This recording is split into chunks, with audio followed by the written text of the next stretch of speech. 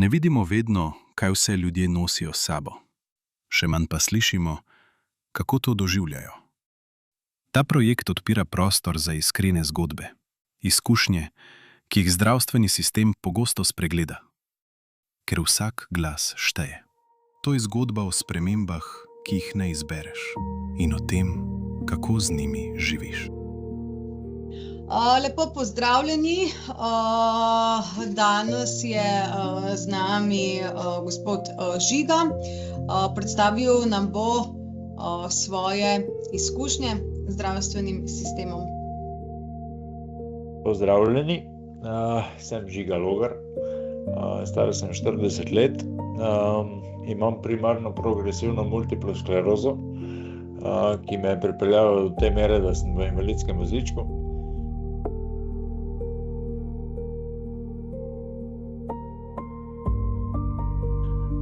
V lanskem letu so mi vgradili baklofensko črpalko za zmanjševanje teh krčev in tako dalje, da lahko pač lažje preživljam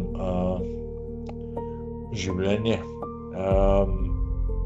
Se pravi, na splošno jaz veliko obiskujem zdravstvene ustanove na Štajerskem, v Ljubljani, vsakovsod zaradi raznih ali polnitev te baklofenske črpalke ali zaradi rednih terapij za multiplo sklerozo. Se pravi, veliko se srečujem s temi zadevami. Predlanskem letu sem odprl podjetje, se pravi, sem doma samozaposlen, ker sem polovični delovni čas delam, polovico sem v pokoju in se pravi, delam pa rišem 3D vizualizacije, da sem na nek način ostal v stiku z mojo prejšnjo profesijo, ker sem bil vodja gradbišča. To je to, na kratko o meni. Kaj vas osrečuje, kaj vas zanima, oziroma če bi se opisali s 3 besedami, kaj bi bile te besede? Trmast je prva, zabaven je druga in zelo čustven je tretja. Kaj vas pa osrečuje, kaj so vaši hobiji?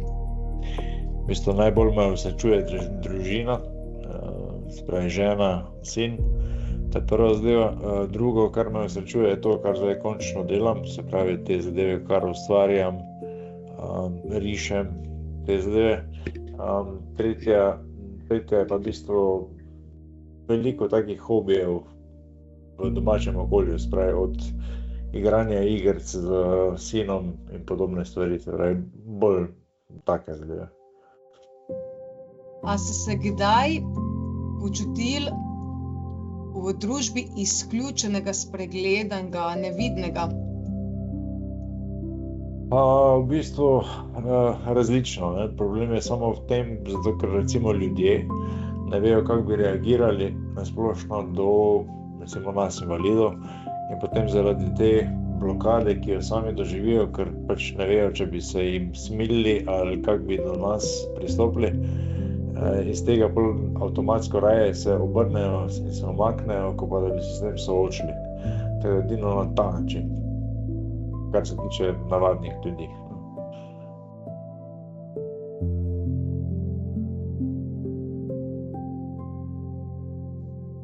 A je mogoče kakšen trenutek, ki se na to navezuje, ki vam je še posebej ostal v spominu?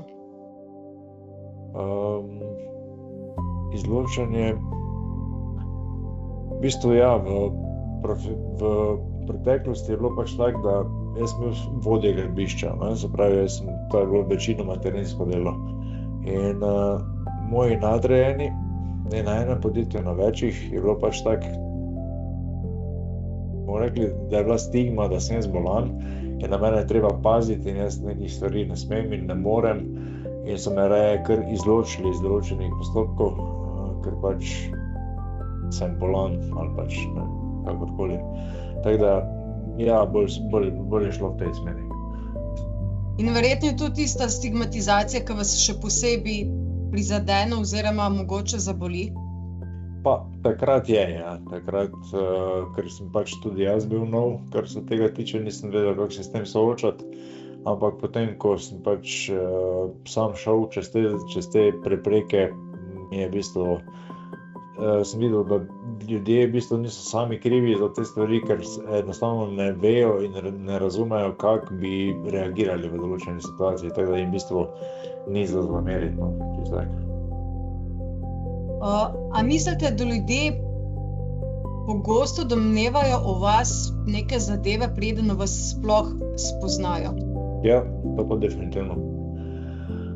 Se pravi, zato, ker je na vozičku, pa zato, ker je bolan, nekih stvari ne more oziroma ni sposoben ali karkoli, se pravi, pač v tej smeri je velikokrat. In kaj bi povedali tistim, ki vas obsojajo, še preden vas spoznajo? Kaj bi jim svetovali? Da v bistvu naj počakajo za temi zadevami, da naj prvo spoznajo človeka, da naj vidijo, kje so, bomo rekli, njegove meje oziroma zmožnosti, pa potem si naredijo eno, kaj je že oceno. Torej, ni zastonj rek, ne sodi knjige po platnici, no. Ja.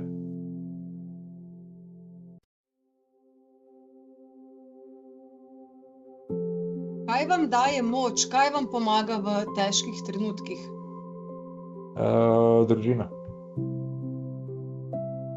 In verjetno so...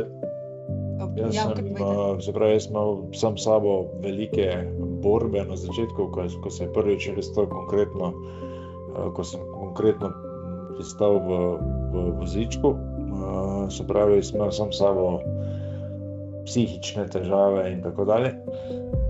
Ampak nekje je prišlo do ene točke odločitve, ne, ali bom zdaj živel na ta način, se pravi, da bom se smilil sam sebi, ali bom pač vložil neki trud, energijo, da mogoče naredim korak dalj. In zdaj v bistvu v zadnjih 3 letih smo uspeli zgraditi 2 hiši, se pravi eno hišo za nas, eno hišo za mamo, v celoti prilagojene, katere sem jaz vodil, se pravi od začetka do konca. Se pravi, da se ni nemogoče, tako da v bistvu, ja. In verjetno so to tudi ljudje, ki vas še posebej podpirajo, verjetno bi njih izpostavili, se pravi svojo družino. Definitivno, v bistvu lahko na kratko povem, se pravi, stanje, ko sem bil zdrav, rečemo, ne vem, je bilo okoli mene 100 ljudi. Ko sem pač bolel in pristal na vozičku, je ostalo nekje 20 ljudi, ampak to 20 tistih ta-pravih, ker tisti se je točno videlo, da ostalih so bili tam ali zaradi določenih privilegijev, ki so mislili, da jih bodo dobili, in potem enostavno nisem več bil zanimiv, ker sem bil na vozičku. Ampak taki ljudje, hvala Bogu, pač v osnovi nimajo kaj iskati okrog mene. Ja. Kakšne spremembe bi pa si želeli videti v družbi? Kaj je tisto, kar bi mogli kot družba spremeniti? Pa jaz mislim, da je enostavno pač v osnovi ta zadeva, se pravi, prehitro, da prihajajo ljudje do prehitrih zaključkov glede oseb z težavami. Se pravi, ne vem, ali so to te osebe, ki težje govorijo, ali karkoli, ker zdaj, če nekdo težje govori, že avtomatsko vsi mislijo, da je zdaj, ne vem, mentalno zaostal, ne? Ni to tak, enostavno. In teh zaključkov je malo morje, se pravi, če nekdo ne vidi, če nekdo ne sliši, ali karkoli že, pač pridejo določeni ljudje do prehitrih zaključkov. Ampak taki ljudje, tako v osnovi je v bistvu škoda izgubljati čas z njimi, ker v bistvu na primitivno raven se jaz nikoli nisem želel spuščati, pa tudi se ne bi želel. Tako da v bistvu taki ljudje, če na ta način sodijo, pač ne sodijo, to jih noben ne bo spremenil. Mogoče to je boljše, da jih ne, da se enostavno ne vključujejo. Če bi lahko nekomu, ki se počuti izključenega iz družbe, nekaj svetovali, kaj bi mu rekli? Kaj se lahko od vas naučimo? V bistvu, če se počuti izključenega iz družbe, pomeni, da nima prave družbe. Kar pomeni, da mora se obrniti na take, kot sem jaz in podobni. Ker taki, kot sem jaz in podobni, so mene osebno iz mojih psihičnih težav potegnili ven. da so mi pokazali, da v bistvu se da na marsikateri način. Je pa res, da pač mogoče niso pravi ljudje takrat ob tebi, in pač zaradi tega se ti zdi nemogoče. Če pa imaš pravi ljudi ob sebi, si je pa vse mogoče.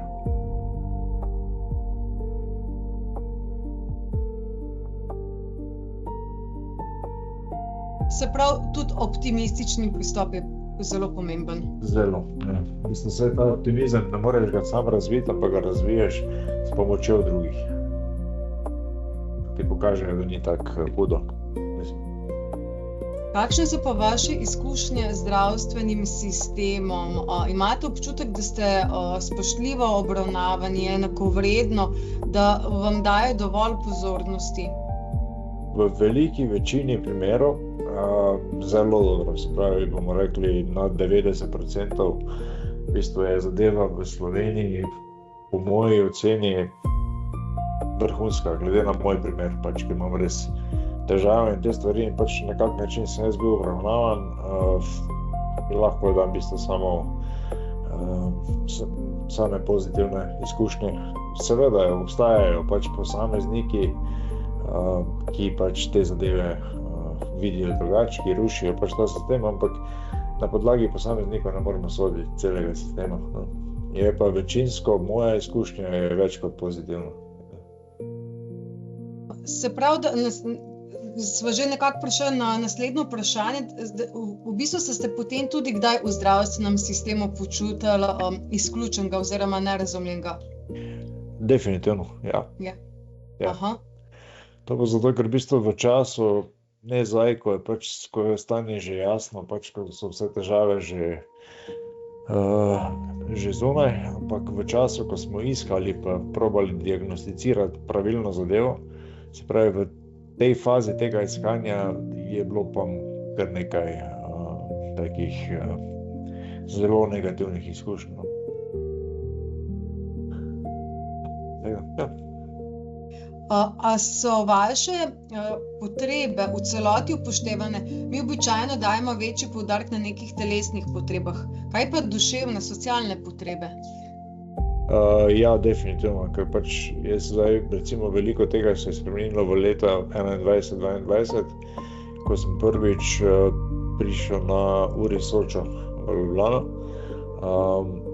Tako bom rekel, da v bistvu ustanova kot je URI Soča je v bistvu meni omogočila v vseh pogledih neko nadaljevanje. Govorimo v fizičnih pripomočkih in te zadeve, da sem si lahko prilagodil življenje, plus v psihični podpori.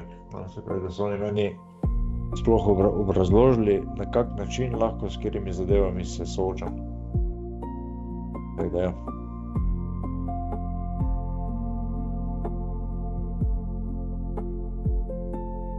Ste bili kdaj odslovljeni, da je to za vaše stanje pač normalno, da pač sprejmete to, kot je? Večkrat. Menite, da se ljudje, ki imajo podobne težave kot vi, soočajo z ovirami pri kakovostni obravnavi, oskrbi? Ja, ker v bistvu, ko je v fazi, bomo rekli, tega raziskovanja oziroma diagnosticiranja, je veliko posameznih zdravnikov, bomo rekli zdravnic in podobnih zadev, ki pač to preveč že pavšalno gledajo na določeno zadevo. In niso oni krivi, ker jaz sem že videl marsikaj, kaj ljudje delajo. Se pravi, izkoriščajo sistem, si izmišljujejo, klinijo in tako dalje. In tudi zdravniki so na nek način postali, bomo rekli, kot neki odpor so razvili do tega in avtomatsko pač delajo zaključke, včasih prehitre, da dajo vse v isti koš. Ampak s časoma se potem razvije, da v bistvu se vidi, če ima človek dejanske težave ali samo hlini. Pa kaj pa glede komunikacije? Vam je bilo vedno vse jasno razloženo, se pravi, ko ste se začeli srečevati oziroma prej ste rekli odkrivati svojo diagnozo, kaj to sploh vam pomeni, kaj za vas to pomeni, a vam je bilo vse jasno razloženo? V bistvu ja, ker vsaka stvar jasna, pač če neke stvari ne razumem, jo bom vprašal. Pa če je treba 3-krat, bom raje vprašal, ko pa da grem, brez da popolnoma razumem, o čem se gre, ali pa vprašam, kje si lahko pogledam, razložim in tako dalje. No. Tako da, ja, v bistvu od začetka, ko so meni dali prvič diagnozo, in potem tudi naprej, ko so bile te faze, ko se je to spreminjalo, v bistvu na vsako moje vprašanje je bil dan konkreten odgovor v večini primerov. So bile pa kdaj kakšne take informacije, kakšni podatki, ki ste se jih pa bali zaupati zdravstvenemu osebju? V bistvu ne, ker je stvar taka, da glede na diagnozo, pa glede na težave, če bi zdaj jaz neke stvari prikrival, bi lahko to posledično pripeljalo do še večjih težav za mene. Tako da ne glede na to, kakšne težave so bile, ali so bile to težave z spolnostjo in podobne zadeve, ki pač to marsikdo take stvari skriva, ne sem jih vedno povedal, v bistvu, ker jaz tudi razumem, da zdravnik ne more dati popolne diagnoze, če nima vseh podatkov. Kaj pa po vašem mnenju našemu zdravstvenemu sistemu manjka? Kaj bi mogli spremeniti, da bi se pacientje počutili bolj varno, bolj sprejeto? Zelo težko, da bi zadovoljili vse paciente, ker glede na to, kakšne ljudi srečuješ v ustanovah, jaz mislim, da obstaja tudi veliko ljudi, ki jih ne moreš zadovoljiti na noben način. Se pravi, da eni pričakujejo, da bojo namesto njih zdravniki živeli z njihovo boleznijo ali čemerkoli že. Potem eni pričakujejo, da jih bojo po rokah nosili vse največje guže v UKC-jih, da bojo prišli na, urgentno, na urgenco in da bojo zdaj oni eni in edini, da se bojo vsi ukvarjali z njimi, ampak to so lastnosti ljudi, to je težko, da bo zdravstveni sistem se temu mogel prilagajati. Jaz mislim, da se ne rabi. Jaz mislim, da potem ni potrebe. Kar se tiče ostalih stvari, pa čisto tako, vse posod so, se pravi, neke možnosti za napredovanje. Ampak jaz mislim, da tirnice slovenskega zdravstva v osnovi so okej. So mogoče malo za nadgraditi, pa te stvari okej, ampak da bom rekel splošno gledano, da bom zdaj popluval neki celi sistem ali karkoli, to ne bom, ker mi je preveč dobrega dal. Ker sem z preveč ljudmi govoril iz tujine, ki so mi povedali, kako je stanje pri njih, in si ne morem predstavljati, da bi živel v takem, kot so v tujini. Se pravi, večina so to naši južni sosedje in še naprej dol, tam imajo grozne situacije. Ja. Kateri je pa tisti trenutek, ki mi še posebej ostal v spominu, pa naj bo to ali dober ali pa slab? V kakem kontekstu? Ste bil kot pacient v zdravstvenih ustanovah? Ja, se pravi, ko sem prišel prvič v uri Soča v Ljubljano. Sam sebi sem rekel, da ne morem verjeti, da sem v Sloveniji. Zato, ker sem imel pač izkušnje z drugimi ustanovami, ki so tudi okej, ampak to, kar je bilo pa v uri Soča, pa nisem pričakoval. Se pravi, da sestre, zdravniki, čistilno osebje, kdorkoli v tisti ustanovi, vsi so bili nasmejani, vsi so pozdravili, vsi so me vprašali, če kaj rabim, ko sem šel na dvigalo, na WC, karkoli že. To je bilo meni nepojmljivo, no? Pač prva ta izkušnja, tako da zato je pač z velikim veseljem gledam na pač izkušnje z uri Soča in podobnimi zadevami, ker danes lahko delam marsikaj zaradi njih, no?